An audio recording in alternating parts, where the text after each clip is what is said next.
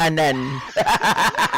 Eto na mga kababayan, pag-usapan natin, sayang ka Busita, anak ka ng tinapa.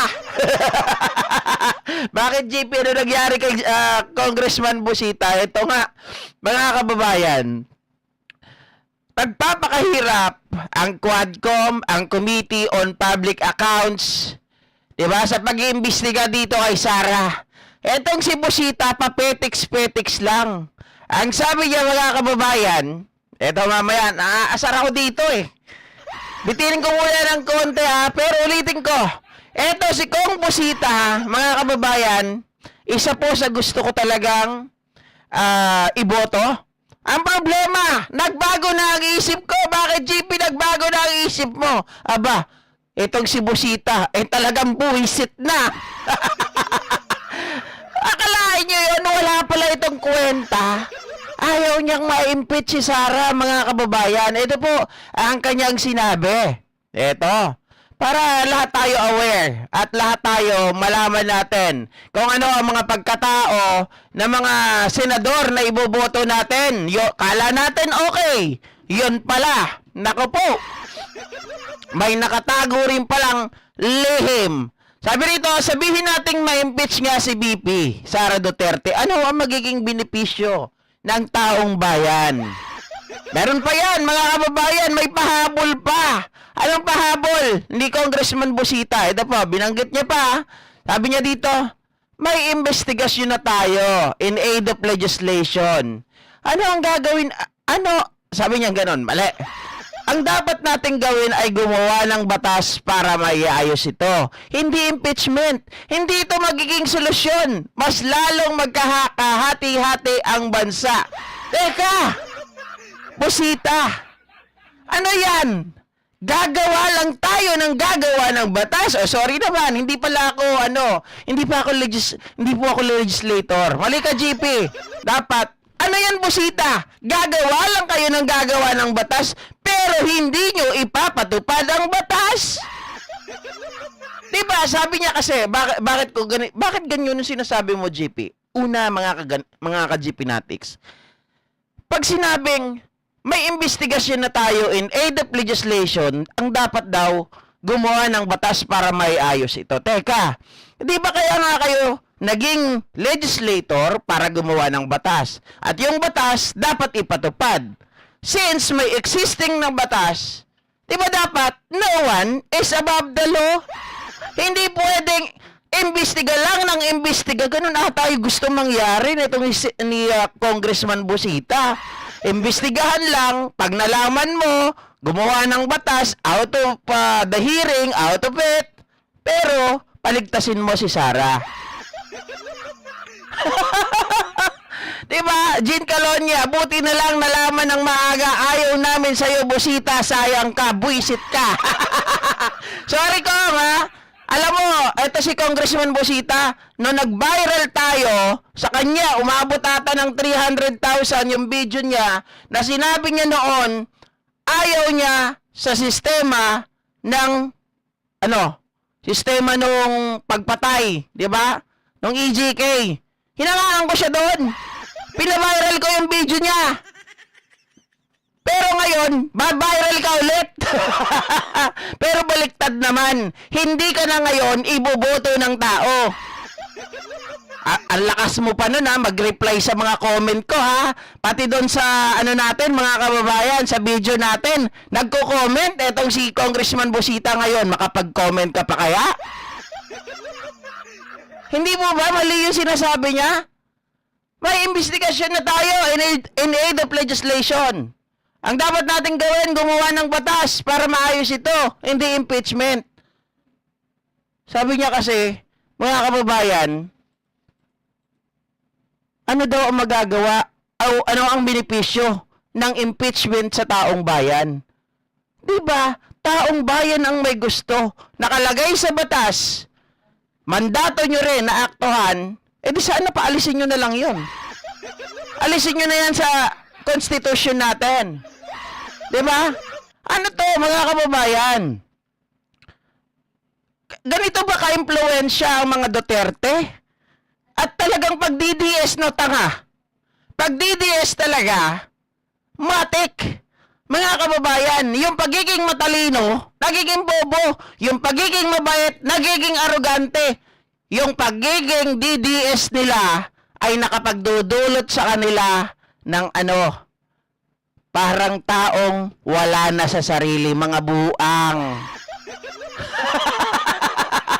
Sabi niya, Charlie Estabaya, bagong discovery, bagong aka busit ka. Diba? Boyseta, zero vote ka. Nako, yan ang sinasabi ko sa iyo eh. Poll ng taong bayan na ma-impeach si Sara. Yan ang nakalagay sa batas. Hindi pwedeng kayong mga legislator, mga mambabatas, gagawa lang kayo ng batas, pero ayaw nyong ipatupad. Para saan ba na nagkaroon tayo ng executive? Diba? Di dapat alisin na rin ang mga mambabatas kagaya ni Busita.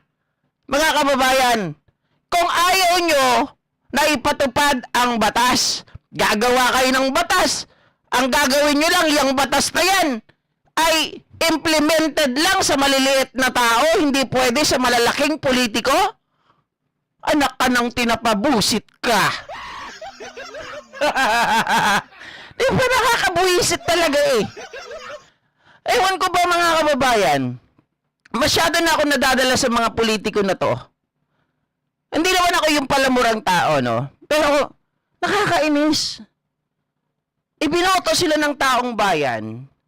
'Di ba? Tapos, pinagkatiwalaan sila ng taong bayan. Sinisira nila. Ibinigay natin yung tiwala natin sa kanya kasi nakikita natin, lagi siya nasa lansangan. Lagi talaga siyang on hand sa pagtulong sa mga kababayan natin.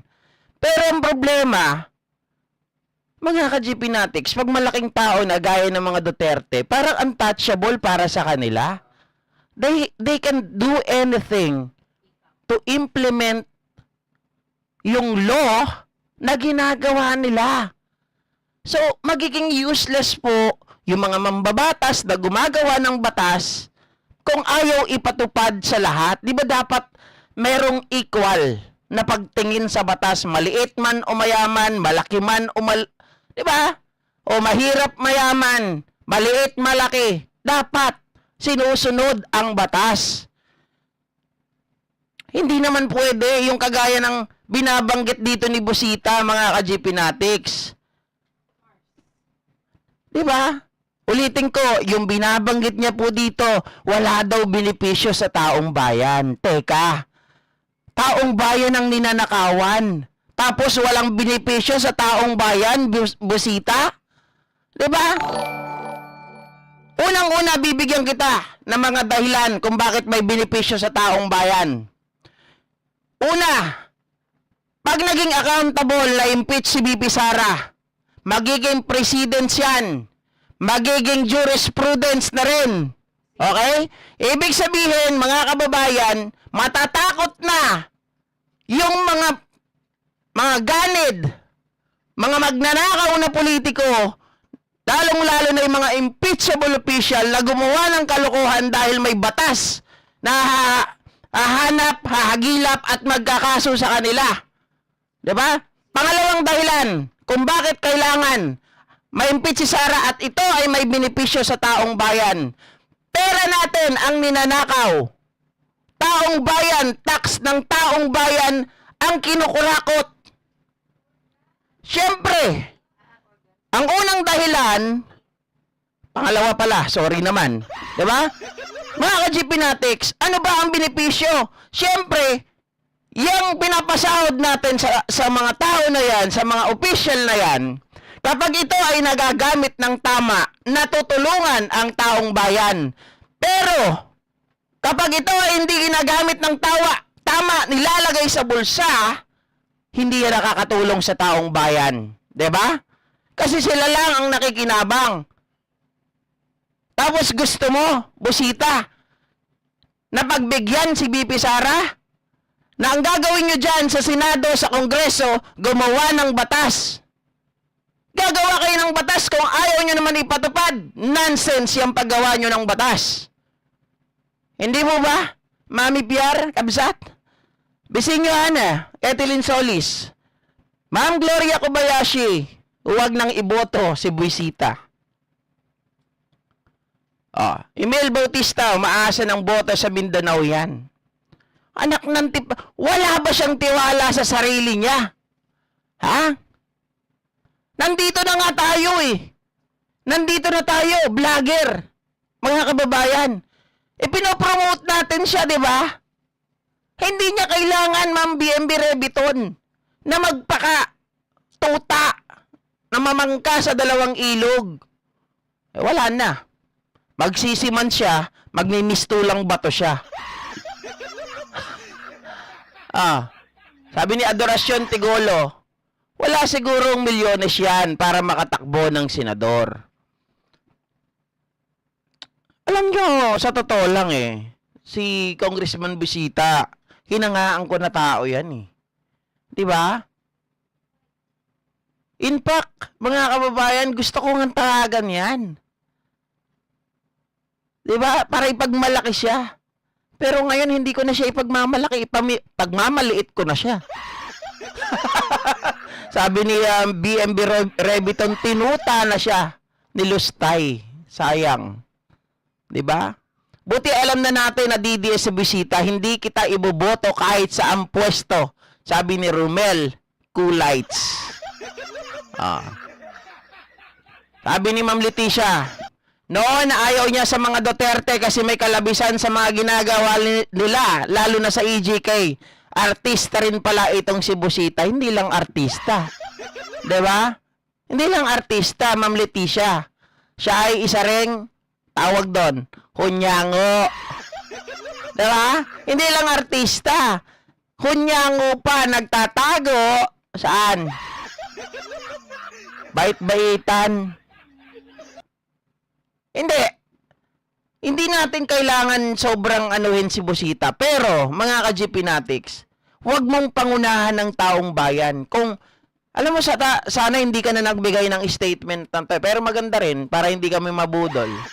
Dahil inaasahan namin na dumami ang tao sa Senado, nakakampi sa impeachment ni Sara. Kung mananalo ka, kung tutulak ka namin, bawas ka pa sa buboto para ma-impeach si Sara. Diba, Famled? Plastic and Pooch. Gina 31, balimbing ba yan? Yes po. Mga kababayan, ipapakita ko sa inyo para ano yung mga sinabi niya. Para lahat tayo nakakaalam. Ayan. Kayo nang bahalang umusga, mga ka-GP Natics. Hindi ba, ang pangit sa pandinig, may investigasyon na tayo in aid of legislation. Ang dapat nating gawin ay gumawa ng batas para maayos ito, hindi impeachment. Biruin mo yun. Tagagawa nga kayo ng batas. Di ba yung ginagawa nyong batas, that should be implemented or ito ay dapat i-implement sa lahat. 'Di ba? Yan yung batas na ginagawa nyo. Kung ang batas ay magiging selective sa mga taong matataas, hindi sila sakop nito at puro yung maliliit na tao lang, nonsense yung batas na igagawa nyo. Tingnan nyo, sabi niya, gumawa tayo ng batas para maiayos ito. Paano mo maiayos ang isang batas? 'Di ba? Meron naman nag-i-exist pero hindi mo ini-implement. 'Di ba dapat i-implement mo, kung may kulang dagdagan, i-amend mo. Hindi yung andyan existing ang batas.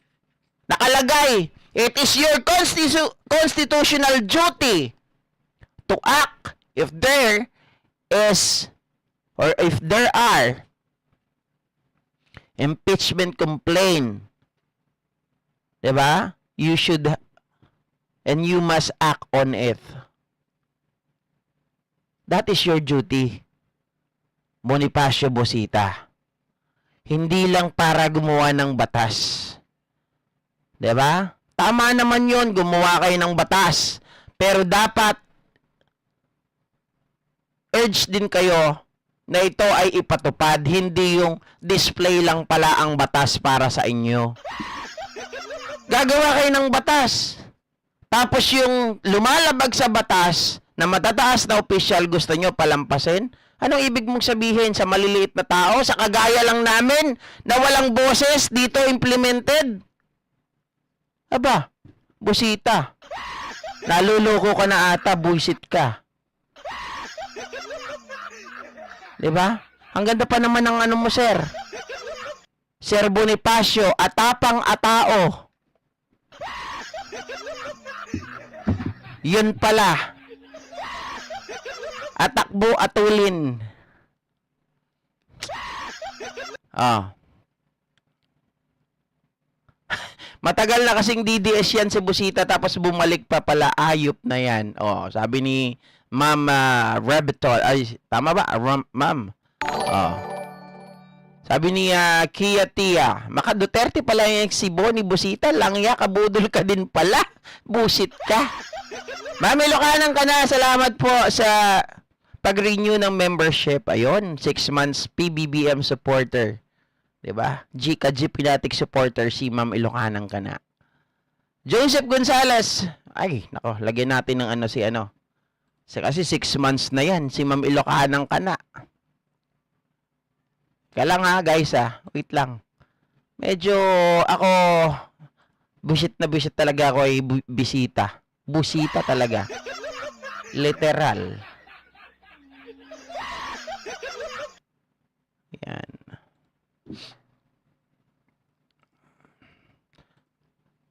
Alam nyo guys, mga ka-GP Natics, lahat dito, babalatan natin.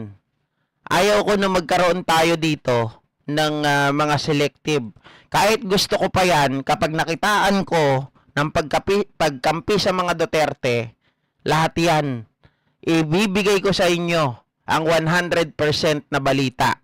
Diba? Kagaya ng ginagawa na to ni Congressman Busita, hindi gusto ng taong bayan na iligtas si Sara. Ang gusto ng taong bayan, mga kababayan, ay si Sara po ay maging accountable sa kanyang mga ginawa. Na dapat siya ay maparusahan, dapat siya po ay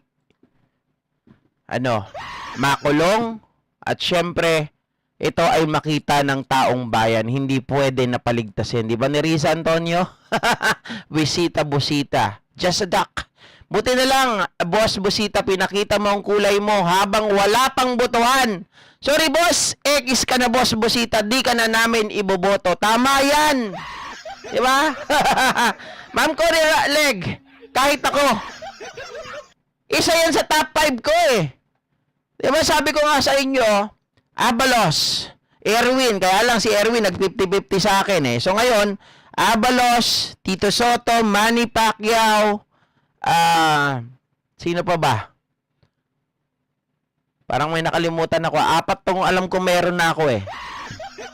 Abalos, ayun, naalala ko na. Abalos, si Luke Spirito, si Tito Soto, Manny Pacquiao, 4 pa lang. Gerard Paldillo, addict pa artista. Gerard, kaya nyo yun, Spider-Man sa totoong buhay, addict pa artista. Sino yun?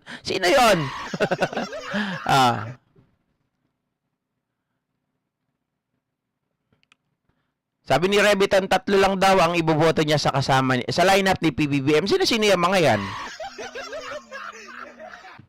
Sabi ni Mami PR, oops, kabsat GP, wag 50-50 na nga ako dyan eh. Pero pag wala akong no choice, saka ako lang baka iboto yan. Pero, tingnan natin, marami pa akong pwede dyan, mga kababayan. Lalabas pa lahat ng mga baho ng mga yan. Diba? Sabi ni Ilocanan ka na, paki-interview nga yan sa show mo para mabalatan. Ayoko na pong ituloy. Dapat nga, ang gagawin ko sa kanya, tatawagan ko siya para ma-interview talaga. Ang problema, hindi ko pa natatawagan, lumalabas na yung kanyang pahayag. Fresh na fresh sa balita ito ng politiko, mga kababayan. Ayan 6 hours. Babasahin ko sa inyo yung buo konteksto. Sabi niya, mas lalong magkakahati-hati ang bansa. Busita, reject Sara Duterte impeachment. Kaya pala hindi, pero si Rog Gutierrez, di ba pumirma? Sabi niya, in an interview with Billionario News Channel at the forefront, with Attorney Karen Jimeno, Busita, who is running for senator in this year's election, said the real solution to issues like the misuse of confidential funds is legislation, not impeachment. Ano? Magle-legislate lang kayo, gagawa lang kayo ng batas, pero yung existing ayaw nyong ipatupad. Buha ka ng nanay mo. Anak ka ng tinapa. Si Argo. Sabi dito, may investigasyon na tayo in aid of legislation. Ang dapat nating gawin ay gumawa ng batas para maayos ito. Ano ba yan? Busita. He pointed out that confidential funds are not exclusive to the office of the Vice President and that a law is needed to set clear guidelines on their use across all agencies. Teka lang, Busita, nagbabasa ka ba ng batas? As far as I concern, and as far as I know, there is already a guideline on how to use a confidential funds. That is why, mga kababayan, meron po tayong tinatawag na joint circular or a safeguard para naman hindi mapagnakawan at hindi po, mga kababayan, masalaula at masunod. Dapat ang tamang paggamit ng confidential funds meron na talaga existing. Diba? Kaya nga yung mga pangalan ng mga Mary Grace Piatos ang nakalagay dyan, dapat kahit pwede kang gumamit ng alias, but then again, dapat merong isang master list kung sino yung gumamit ng alias na Mary Grace Piatos. Diba? O, sabi ni Bato, hindi, may mga Piatos doon, mayayaman sa City High. Ay na hay. Ma'am Marlene Makabuhay, kaya pala wala ako tiwala dyan kay Busita. Busit ka! Wawa ka ngayon, Busita. While the congressional hearing may have uncovered issues, Busita believes removing the Vice President won't benefit the public. Nag-ano ka agad siya, mga ka-GPnatics. Diba? Ang bilis niya magpasya. Nagkaroon agad siya ng judgment. Nandun na tayo. Meron talagang meron talagang pagkakahati-hati. Pero normal na yun eh. Kasi nga ang mga DDS bobo at tanga. Ang mga DDS tangang panatiko. Kahit na mali, kinakampihan. Pero as a public official, dapat gampanan nyo yung inyong tungkulin at hayaan nyo ang ebidensya ang magsalita. Diba? Felicitas Manibog. Mami Merita Noguera, sana nag-enjoy kayo ngayon. Pero alam ko na bubwisit kayo dito kay Busita ngayon. Diba? Sabi ni Argos, madami kasi rider pro Duterte. We are talking about the general. About, mga kababayan, pag sinabing general, yung karamihan. 'Di ba? Hindi tayo pwedeng mag-focus lang sa isang sektor. Kasi kung rider lang ang pinagtutuunan mo, hindi ka dapat dito. Doon ka na lang sa Kamara de Representante. Manatili ka na doon. Kasi doon may constituents ka. 'Di ba? Tama sa kanya doon. Siya ay isang representative ng One Rider Party List. Pero dito, iba na ang pinag-uusapan. Sabi nga ni Congressman Percival Sendanya, "Uy, hindi ito usapan ng jowa-jowa. Ito ay usapan ng accountability, ng pananagutan."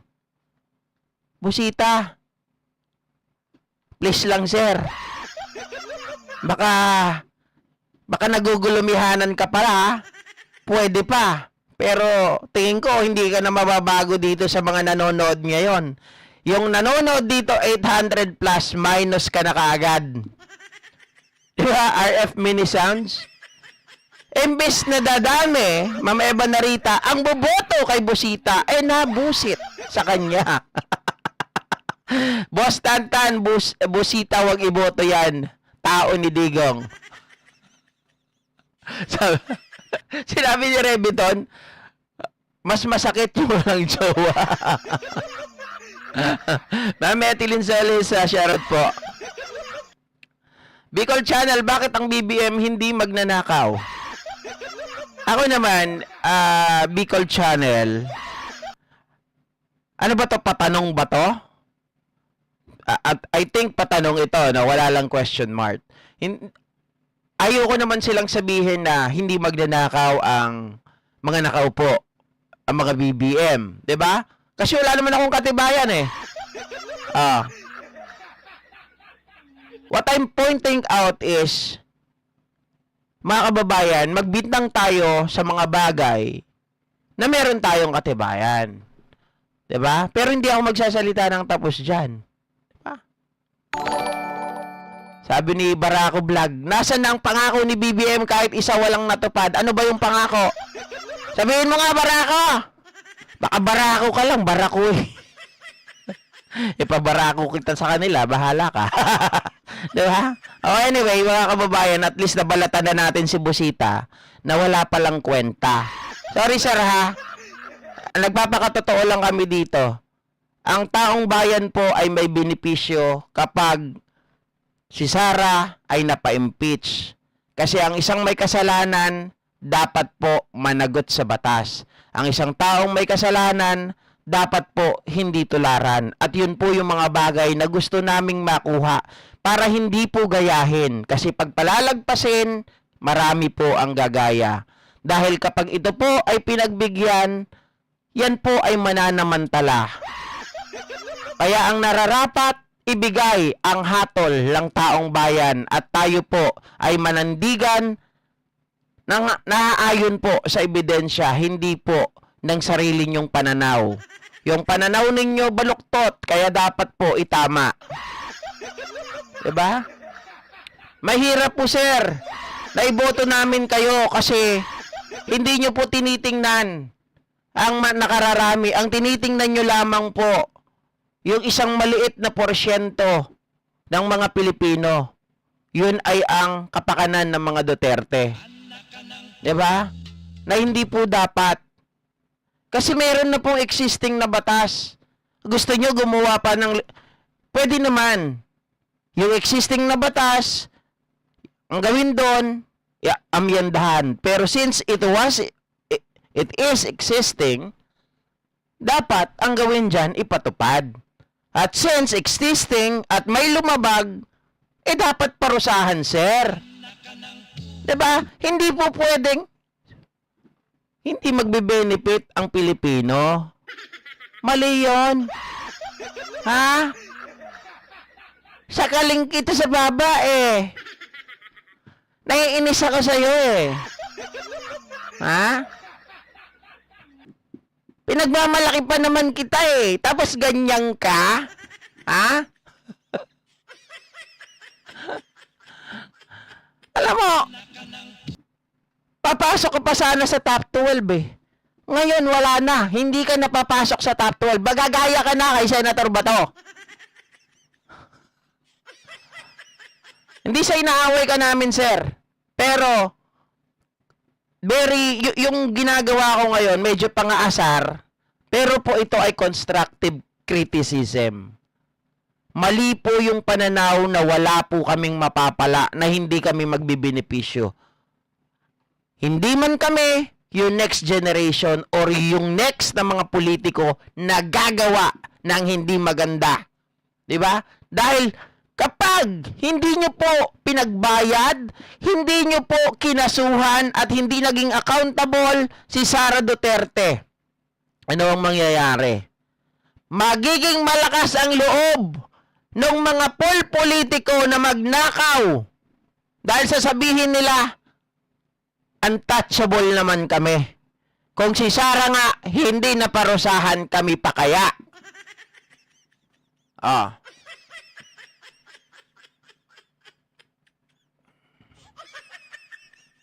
'Di ba?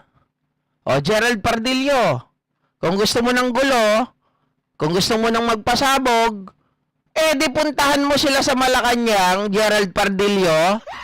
Doon pa lang para mahuli ka na, atapang-atao ka, di ba? Oh.